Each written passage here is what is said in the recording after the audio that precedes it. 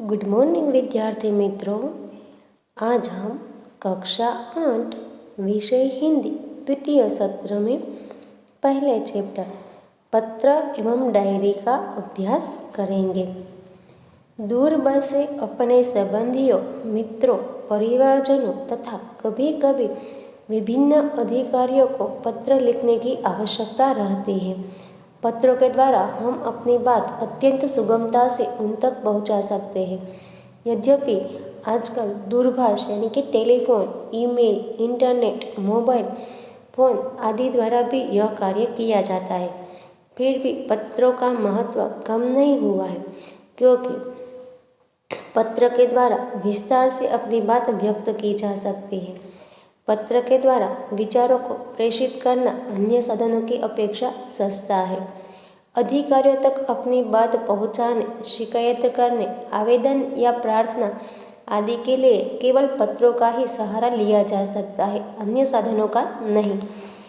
अब पत्र लेखन के कई रूप होते हैं। यहाँ हम पत्र लेखन के निम्नलिखित रूप की बात करें तो पत्र लेखन के निम्नलिखित रूप है।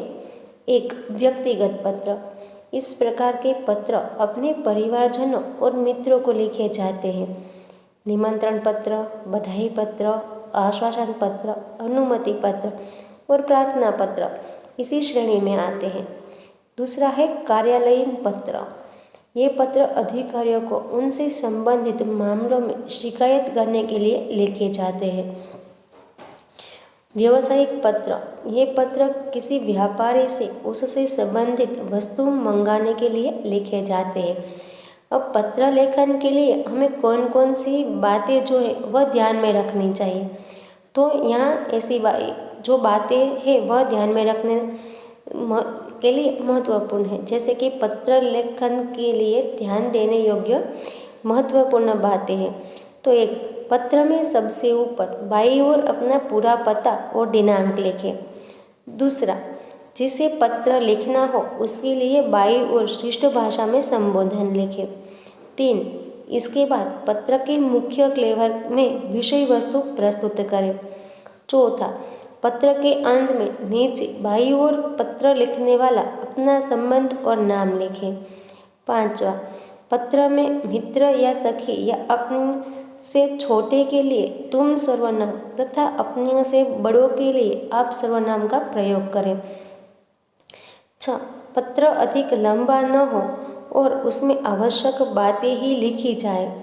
7, पत्र में बोलचाल की सरल भाषा का प्रयोग करना चाहिए। अब हम पत्र लेखन में पहले जो पत्र है यानी कि व्यक्तिगत पत्र, उनके कुछ जो नमूने यहाँ हमारी पुस्तक में दिए गए हैं, उनमें से पहले हम निमंत्रण पत्र देखते हैं। जन्मदिन के अवसर पर उपस्थित रहने के लिए मित्र को निमंत्रण पत्र।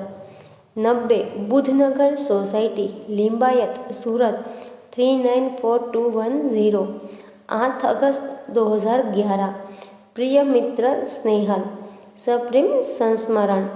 तुम्हें यह जानकर खुशी होगी कि अगले रविवार को मेरा जन्मदिन है। इस बार तो छुट्टी के दिन ही मेरा जन्मदिन है, इसीलिए मैं अपने सभी मित्रों को बुलाना चाहता हूँ और उन सबको आज निमंत्रण भेज रहा हूँ। तुम जानते ही हो कि सालगिरह का दिन कितने आनंद का दिन होता है। उस दिन हमारे कई रिश्तेदार भी यहाँ आएंगे। विपिन, साजिद, प्रशांत, सानिया आदि सब अवश्य आएंगे। मैं चाहता हूँ कि तुम भी उस दिन यहाँ जरूर आओ। यदि तुम नहीं आओगे तो हम सबको बुरा लगेगा। हम तो उस दिन सारा समय आनंद में बिताना चाहते हैं। दिन भर भोजन, जलसा, खेल आदि होगा और रात को सिनेमा देखने भी जाएंगे। मुझे आशा है कि इस अवसर पर तुम भी जरूर आओगे और मेरे उत्साह और आनंद को बढ़ाओगे। तुम्हारे माता पिता को सादर चरण स्पर्श। छोटे भाई कमल और बहन संगीता को प्यार। तुम्हारे आगमन की प्रतीक्षा करूँगा। तुम्हारा मित्र साहिल। तो विद्यार्थी मित्रों, आपने देखा यहाँ जन्मदिन पर निमंत्रण पत्र जो है वह उस पत्र दिया गया है। तो अब हमें पता चलता है कि व्यक्तिगत पत्र में जन्मदिन की शुभेच्छा के लिए पत्र लिखना हो तो हम कैसे लिख सकते हैं।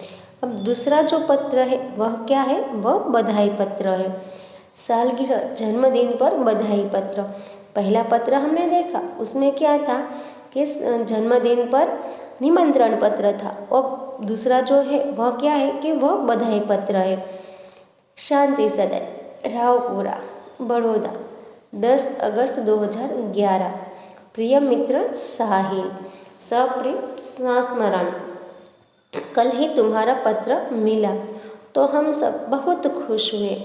हमें तुम्हारी सालगिरह का निमंत्रण भी मिला और यह जानकर विशेष प्रसन्नता हुई कि कल ही तुम्हारी सालगिरह है। इधर माँ कुछ दिनों से बीमार रहती है और पिताजी को तो सुबह 10 बजे ही दफ्तर जाना पड़ता है।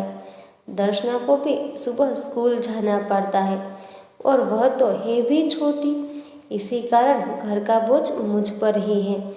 अब तुम ही कहो यह सारा बोझ किसको सौंप कर तुमसे यहाँ मिलूं। मेरे दिल में तो बहुत होता है कि इस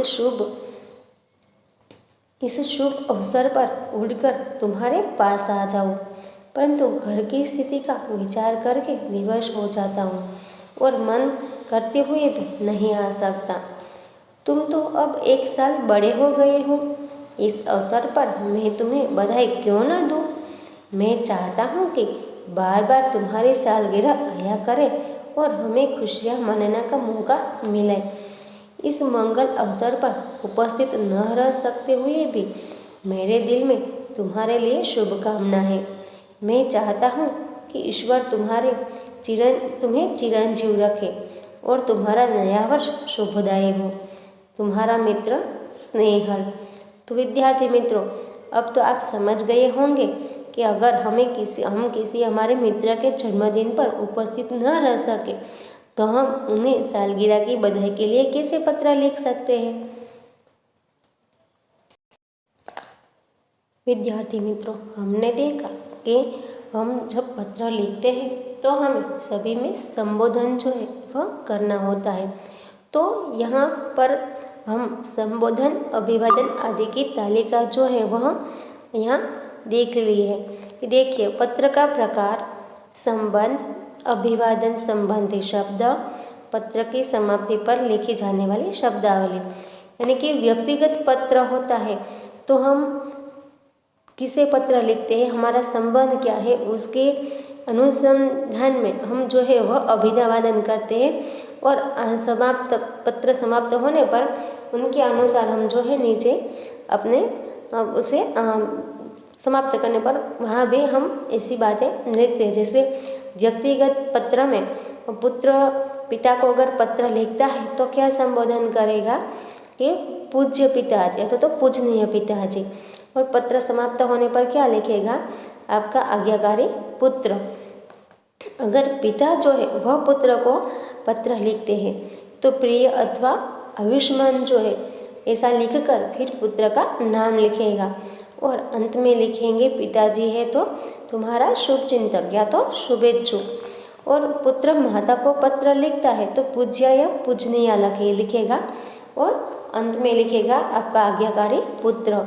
और माता यदि पुत्र को पत्र लिखती है तो प्रिय, आयुष्मान आदि संबोधन करके अंत में लिखेगी तुम्हारी माता या तुम्हारी शुभ चिंतक। छोटा भाई बड़े भाई को पत्र लिखता है तो आदरणीय भाई साहब, और अंत में आपका स्नेहकांक्षी स्नेहभाजन लिखेगा।